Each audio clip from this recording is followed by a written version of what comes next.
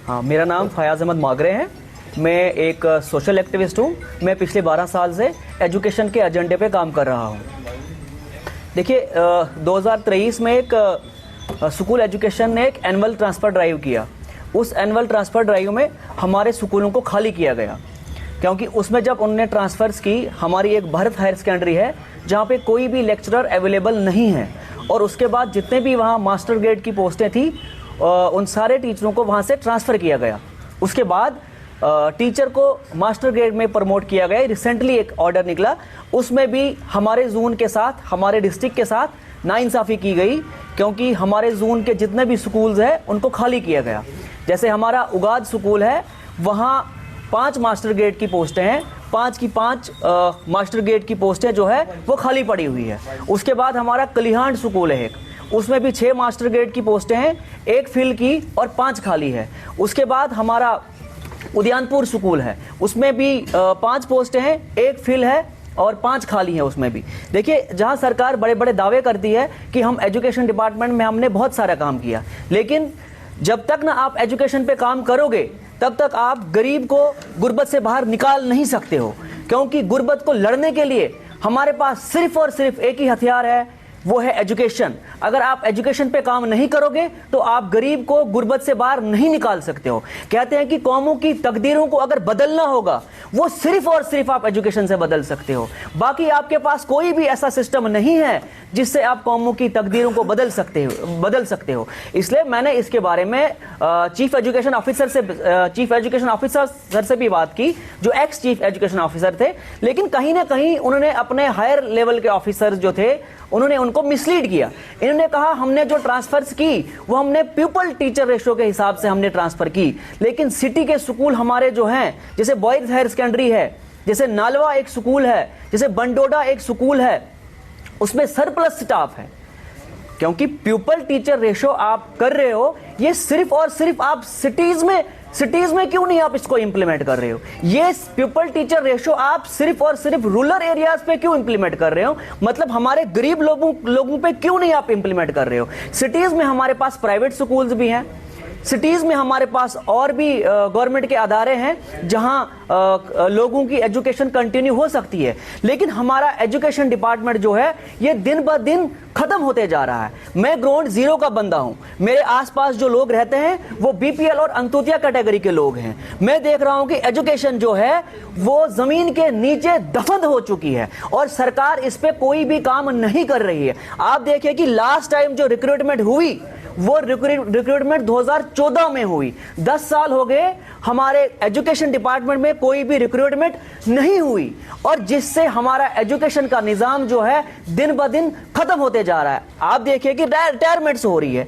जब आप टीचरों को रिटायर कर रहे हो, उस जगह पे आप वैकेंसीज को फिल नहीं कर रहे हो।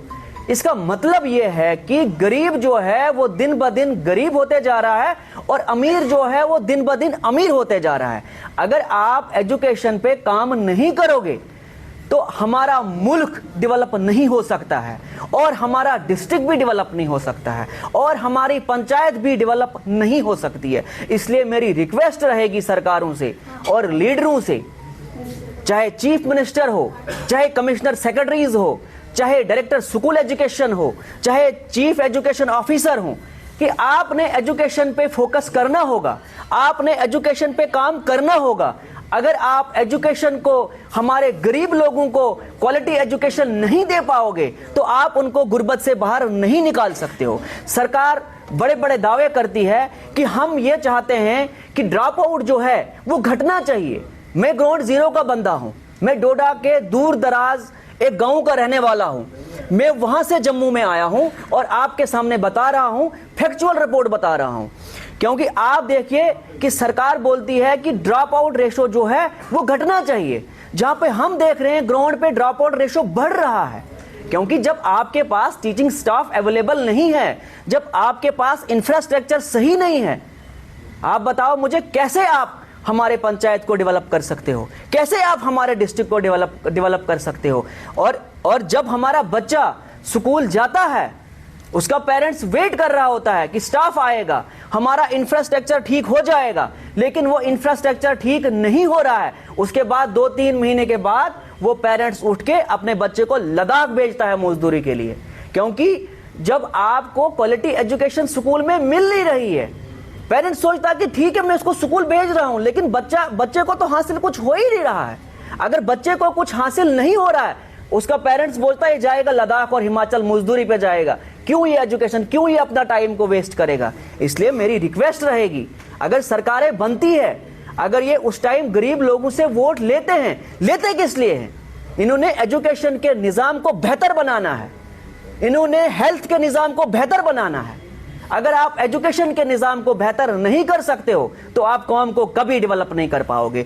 दूसरा हमारा मुद्दा है प्राइवेट स्कूल के रिलेटेड। देखिए, जितने भी हमारे प्राइवेट स्कूल है, चाहे मैं खास करके डिस्ट्रिक्ट डोडा की बात कर रहा हूं, और उसके बाद चिनाब रीजन में भी वही हाल है, और पूरे जम्मू कश्मीर में भी वही हाल है कि सब पेरेंट्स से एडवांस पैसा लिया जा रहा है।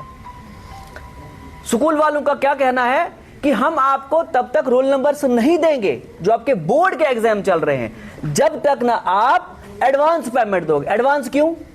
जो भी गवर्नमेंट एम्प्लॉइज है या कोई प्राइवेट एम्प्लॉइज है, जब तक ना वो महीना लगाता है उसको सैलरी नहीं मिलती है, तो ये एडवांस क्यों मांग रहे हैं? ये गलत है। इसके लिए मैंने एक कंप्लेंट भी दी, जो फी फिक्सेशन यहाँ पे हमारा चेयरमैन बैठता है, उनसे मेरी अभी बात हुई है। मैंने उनको एक रिटन कंप्लेंट दी है कि जो डोडा के अंदर धांधली हो रही है, जो पूरे चिनाब रीजन के अंदर ये धांधली हो रही है, जो पूरे जम्मू कश्मीर के अंदर ये धांधली हो रही है, इस पे सरकार कड़ा सा कड़ा एक्शन लेना चाहिए। अगर कोई भी स्कूल इस चीज को नहीं मानता है तो उनके लाइसेंस को रद्द किया जाना चाहिए, उनके लाइसेंस को कैंसिल किया जाना चाहिए, क्योंकि ये जो एजुकेशन का सिस्टम जो है ये गरीब लोगों के साथ जुड़ा हुआ है। अगर आपके गवर्नमेंट स्कूल सही नहीं चल रहे हैं, अगर आपके गवर्नमेंट स्कूलों में आपका इंफ्रास्ट्रक्चर नहीं है, आपका स्टाफ नहीं है, उसके बाद गरीब चाहता है कि मैं अपने बच्चे को प्राइवेट स्कूल में पढ़ाऊं, लेकिन वहां की फीसें देखें आप कितनी है। ऐसी फीसें हैं जिनका नाम ही हमने नहीं सुना है। ऐसी फीसें हमारे गरीब लोगों से, हमारे सीनियर सिटीजन से ली जा रही है। दूसरा हमारा इसी में मसला, हम चाहते हैं जितने भी हमारे प्राइवेट स्कूल के टीचर्स हैं, क्योंकि जब भी पेरेंट कोई फीस देता है वो उसके मालिक के पास जाता है, लेकिन जो टीचर होता है वो स्कूल चलाने वाला वही टीचर होता है, लेकिन उस टीचर को सैलरी वो अच्छी नहीं दे रहे हैं। इसलिए हमारी सरकार से रिक्वेस्ट रहेगी कि आप इसमें मिनिमम वेजेस एक्ट, क्योंकि मिनिमम वेजेस एक्ट जब इसमें इंप्लीमेंट हो जाएगा या सरकार इसमें कोई पॉलिसी लाएगी, तो डेफिनेटली हमारे जितने भी प्राइवेट स्कूल के टीचर्स हैं उनका भी एक जॉब सिक्योरिटी उनको मिलेगी। तो इसलिए मेरी रिक्वेस्ट रहेगी सरकारों से, जो आप ट्रांसफरें करते हो खास करके एजुकेशन डिपार्टमेंट में, उसमें सिर्फ और सिर्फ फेवरेटिज्म चलता है, उसमें सिर्फ और सिर्फ नेपोटिज्म चलता है। ये फेवरेटिज्म एजुकेशन के मसले में नहीं चलना चाहिए, क्योंकि अगर हमने गरीब लोगों को गुर्बत से बाहर निकालना है तो हमने सिर्फ और सिर्फ एजुकेशन पे काम करना होगा।